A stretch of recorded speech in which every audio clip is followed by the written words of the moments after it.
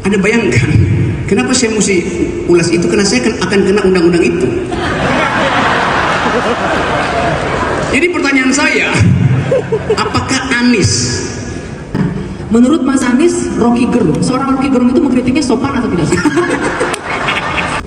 hal yang kita tunggu untuk diterangkan secara jelas, karena kita mau dapat arah. Dan saya perlu garis bawahi ketika bicara tentang begini, tentang kritik. Sebuah kritik itu substansinya, mau caranya seperti apa, itu urusan pengkritik, bukan urusan pendengar. Urusan pengkritik mau dengan cara yang santun, mau tidak santun, itu urusan pengkritik. Tapi bagi yang dikritik, substansinya harus dijawab, harus dijelaskan, dan harus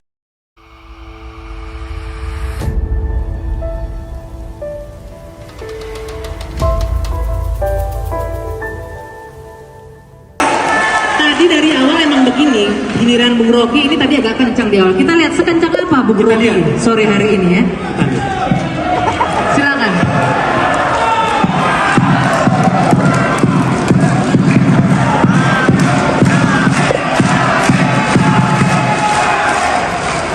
Oke.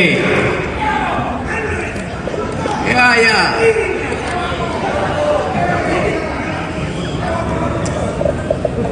Apa soalnya? Enggak. Simpel kok, simpel. Para pemirsa dan para hadirin, simpel kok. Yang kita minta dari Rocky hari ini, sekeras apa dia bertanya kali ini? Memang kalau saya bertanya sekeras apapun, nggak bisa dijawab oleh Anies. Saya tahu cara berpikirnya. Bagaimana cara berpikirnya? Dan saya tahu isi hatinya. Saya mulai dari situ ya. Demokrasi adalah soal cara berpikir. Ada definisi standar demokrasi adalah pemerintahan dari, oleh, dan untuk rakyat. Itu omong kosong. Demokrasi adalah the government of reason through the government by the people. Pemerintahan akal melalui pemerintahan orang.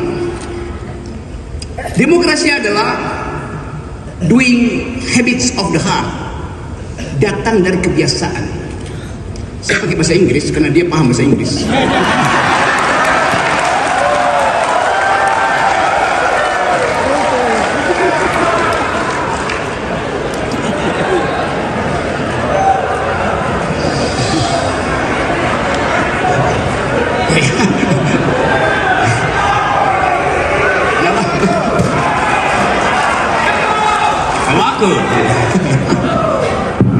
Oke, saya lanjut. Ya, Anda saya tahu orang Makassar. Saya orang Manado. Kita disatukan oleh laut yang sama. Dan kita makan ikan yang sama. Dan ikan itu memang harus dimakan, bukan dihafal nama-namanya.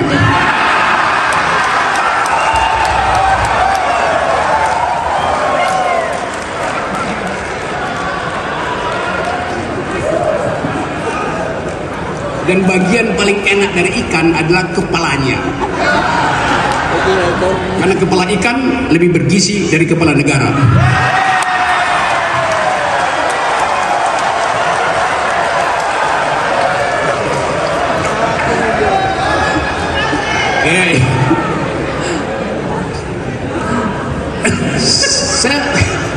Bu Rocky, begini pertanyaannya kalau begitu.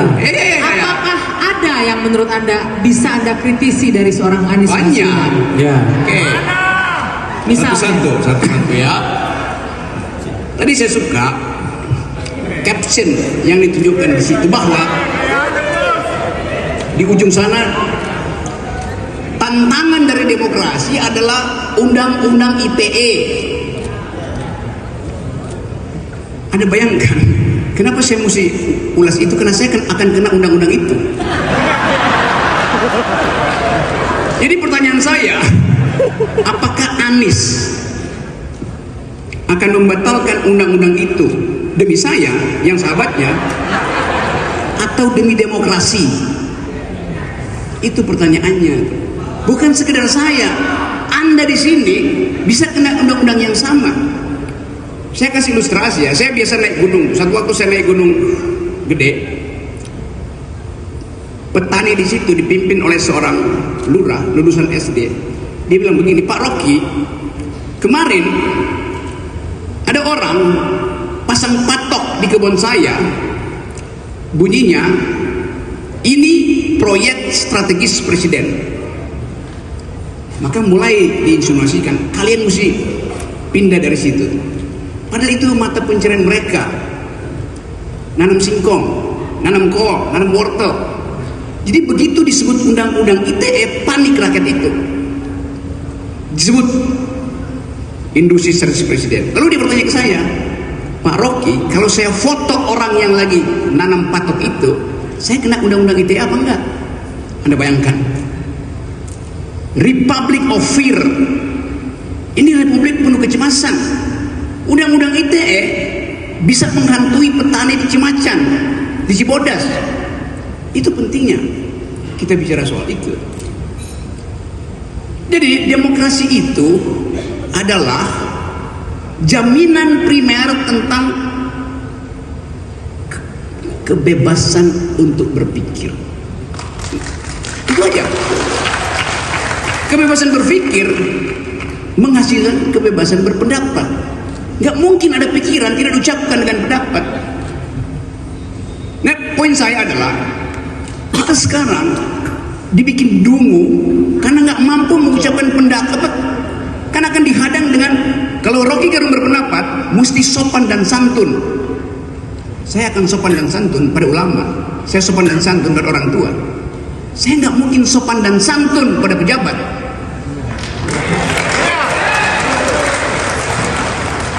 Kasih kritik tapi sopan, artinya jangan kasih kritik. Kan dasarnya itu kan. Jadi kita mau ajukan, ini forum akademis. Pikiran hanya disebut pikiran kalau ada pikiran yang menentang. Kalau Anda berpikir nggak ada yang mengganggu Anda, itu artinya Anda lagi berdoa. Itu bedanya berpikir dan berdoa. Jadi saya ingin Anies menjawab itu.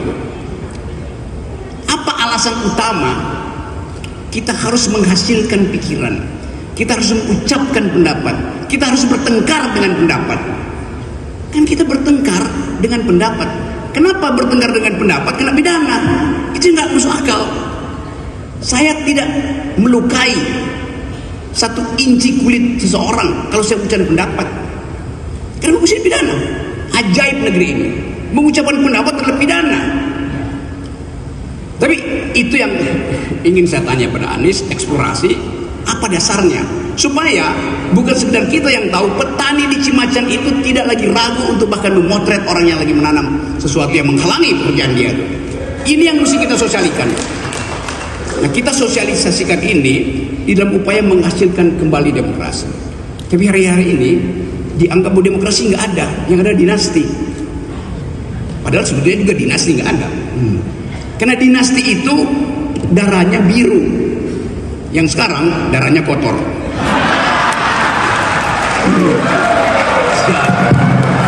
Segitu aja, Bung Rocky, segitu aja untuk Pak Anies. Tajamnya cuma segitu. Jaminan bahwa undang-undang ITE tidak akan lagi mengkhawatirkan. Gini ya, saya mengucapkan itu dengan cara saksama dalam tempo sesingkat-singkatnya, supaya saya bisa provokasi mereka untuk bertanya pada Anies. Pertanyaan ini sebetulnya jauh lebih dalam daripada soal ITE. Oke, kalau tadi tangkap apa yang Bung Rocky tadi sampaikan, dia tidak bertanya tentang ITE itu Anda akan hapus apa tidak. Kan kalau itu gampang jawabnya, ya itu akan direvisi, ya itu akan dikoreksi. Itu sudah dikatakan berkali-kali. Tapi Bung Rocky tidak tanya itu. Dia tanya mengapa, maka dia melakukannya atas nama rakyat, atas mandat yang diterima. Rakyat memberikan mandat itu pada negara, lalu negara melakukan langkah.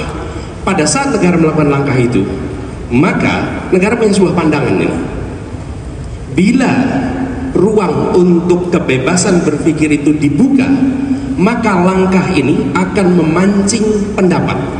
Pendapat kategorinya pro dan kategorinya kontra. Yang kontra kita sebut sebagai kritik. Apa yang terjadi ketika kritik itu dibuka ruangnya? Maka saya misalnya sebagai penyelenggara negara, ketika mendapatkan kritik, saya harus menyiapkan argumen tambahan atas apa yang saya kerjakan. Saya harus mereview semua alasan kenapa yang dikerjakan. Dan ketika kemudian kritik itu makin tajam, apa yang dikerjakan harus memiliki dasar yang lebih kuat lagi. Dan ketika itu terjadi, maka kritik itulah sebenarnya yang membuat sebuah rencana, sebuah kebijakan makin solid. Kalau ruang itu tidak ada, ruang itu tidak dibuka, apa yang terjadi? Dia akan melenggang tanpa kritik, dan dia nanti muncul sebagai masalah yang baru dirasakan rakyat sesudah dieksekusi.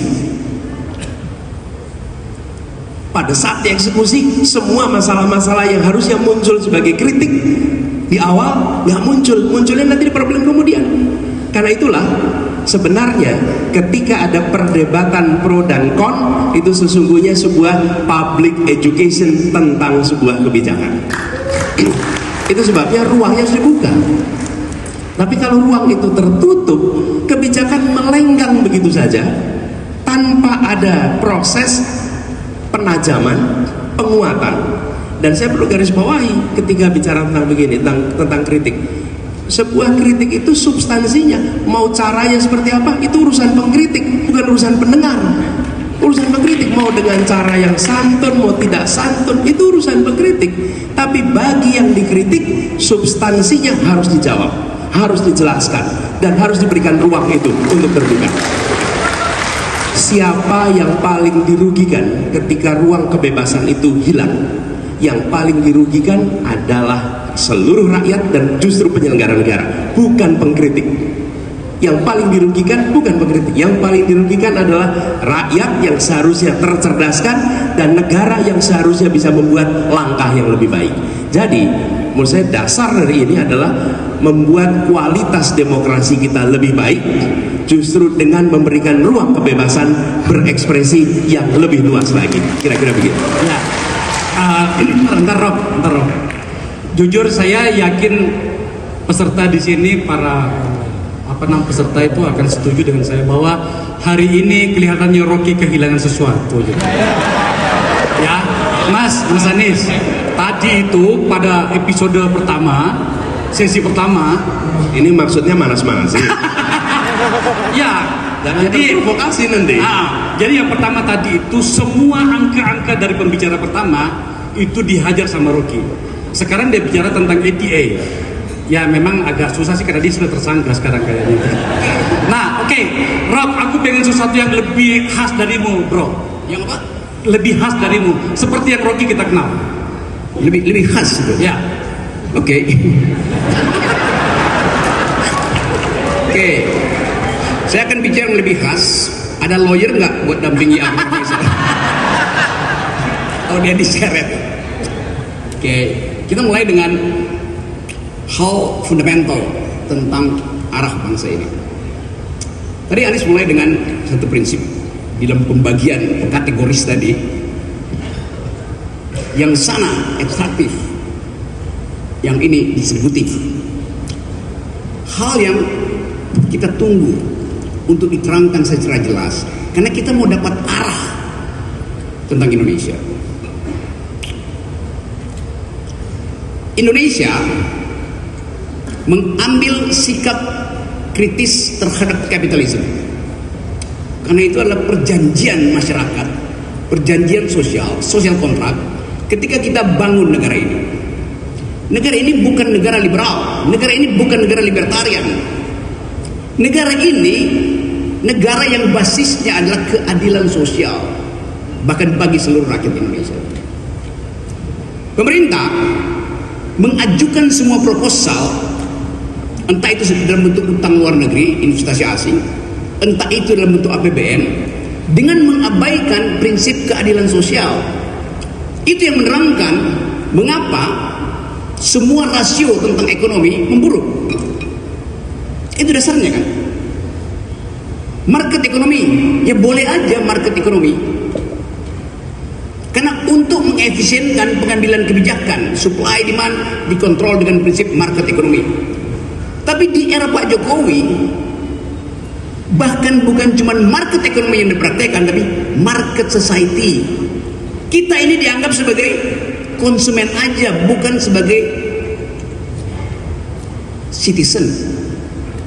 Anda lihat Rempang itu, Jokowi tanya lewat Bahlil, orang Rempang, Anda butuh apa? Pemukiman, rumah, kita kasih dengan anggaran yang diukurkan secara kuantitatif, 60 juta, 40 juta, 50 juta. Dijadikan sekedar sebagai konsumen untuk alasan menggusur. Apartemen itu, rumah itu sekedar house, bukan home. Kita perlu home sweet home untuk kebahagiaan, bukan untuk ukuran-ukuran material. Jadi bayangkan, Presiden Jokowi tidak paham bahwa dia diminta untuk menghasilkan kebahagiaan dan kemakmuran, bukan gali-gali fondasi untuk bikin infrastruktur, dengan akibat uang yang harusnya tiba di puskesmas dalam bentuk obat, vitamin, yodium, antibiotik, bagi ibu-ibu hamil berubah menjadi aspal di jalan tol. Trade-off-nya begitu. Itu yang menerangkan sekarang stunting kita itu 25% tuh. 1 dari 4 bayi yang lahir hari ini akan kekurangan gizi. Setiap bayi yang lahir sudah berutang 50 juta untuk kata Sri Mulyani. Setiap malam ada 19 juta orang miskin tidur dengan perut kosong. Sampai ke market society. Itu dasarnya kan. Jadi kita mau uji kemampuan intelektual dari Anies, bukan sedang menguji, tapi meminta konsistensi dalam upaya untuk menghasilkan kembali generasi yang berpikir. Hal-hal yang bersifat kuantitatif itu tanya pada awal yang ada statistiknya. Tapi ide itu harus dituntun dengan paradigma. Oke, kita kasih kesempatan Mas Anies. Silakan Mas Anies. Apa yang membedakan kebijakan ekonominya? Pembangunan itu adalah tentang manusia. Pembangunan itu bukan tentang barang penopang manusia. Itu poin utama yang harus kita fokuskan. Manusia, tentang manusianya. Dan manusianya artinya apa? Manusianya, keluarganya, komunitasnya, lingkungannya. Tapi fokusnya pada manusianya. Karena itulah kenapa saya tadi tunjukkan soal indeks kualitas pembangunan manusia. Karena kuncinya ada di situ. Sehingga ketika negara berbicara tentang meningkatkan kesejahteraan, maka dia bukan berbicara tentang meningkatkan angka-angka pengukur, tapi meningkatkan kenyataan kesejahteraan yang ada di masyarakat. Fokusnya di situ. Dan ketika bicara kesejahteraan, nomor 1 apa? Nomor satu sehat. Dan ketika bicara sehat, mulai dari kapan? Sehat itu mulai dari ibu hamil mendapatkan pasokan gizi yang baik untuk setiap bayi yang dalam kandungannya. Nomor 1. Kalau tidak ada itu nggak jalan. Nah, Ibu sekalian, hari ini persoalan ini itu lewat, tidak menjadi fokus. Dan kemudian kedua, masa awal, usia awal. Lalu usia sekolah. Ketika masuk usia sekolah, bangku sekolah yang cukup untuk bangku SD jumlahnya sama dengan bangku SMP, jumlahnya sama dengan bangku SMA. Hari ini jumlahnya kayak piramid.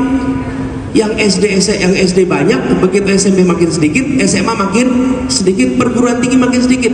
Selama itu terjadi, berarti negara tidak berencana untuk mendidik semua anak. Nah, rencana. Dilihat dari mana? Bangkunya aja nggak cukup. Gitu mau bilang mendidik semua anak? Belum, tidak berencana. Itu diubah. Jadi kesehatan dasar, yang kedua pendidikannya. Setelah terdidik, bersekolah salah satunya. Terdidik beda dengan bersekolah. Bersekolah itu diselenggarakan negara. Mudah-mudahan itu menghasilkan orang-orang yang terdidik. Dengan itu mereka kemudian bekerja di dalam. Nah, ini baru pasar masuk nih. Pasar masuk di dalam sebuah perekonomian. Masuk dalam perekonomian, ada yang menjadi penyedia tenaga kerja, ada yang masuk di situ sebagai pengusaha, baik mikro maupun besar, yang kemudian bergerak di dalam pasar. Terjadilah distribusi kesejahteraan di pasar.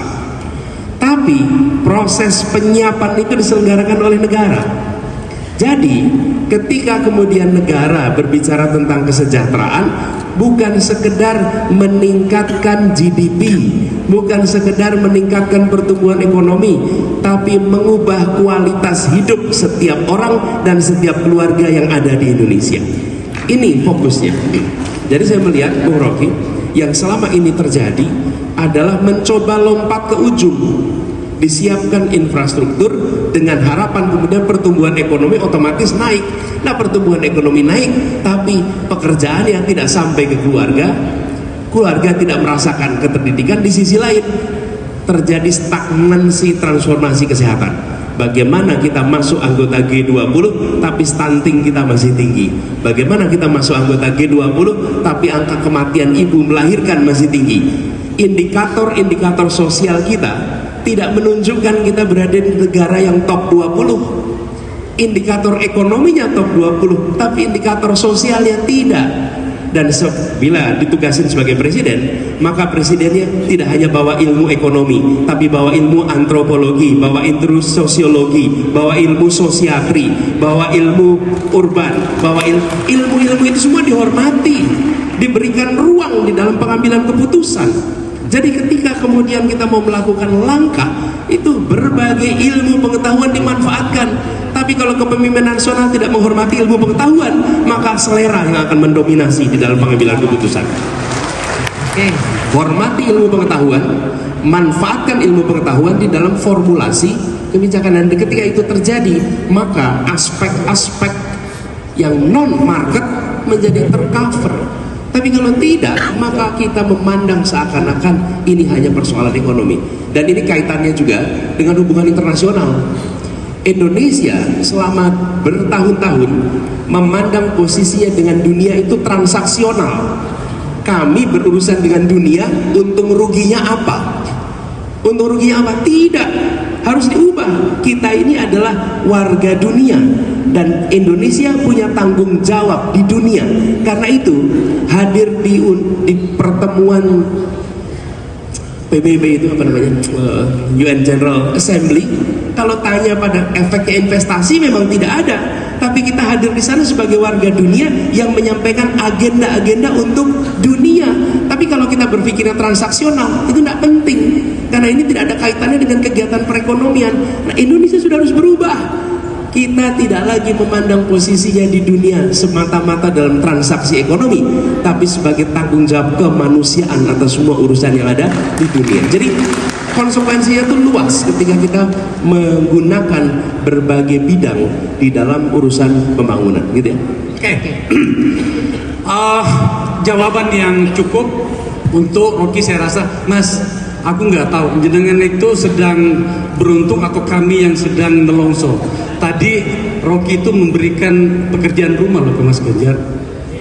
Jadi tadi kan ingat kan tadi kasih pekerjaan rumah malah catatan tadi, ya? Ya betul, itu pekerjaan rumah buat calon presiden itu. Bukan buat yang bakal mantan presiden, gak ada gunanya kan. Kan di kita itu ada bekas presiden. Pak SBY misalnya, dia bekas presiden. Anies calon presiden.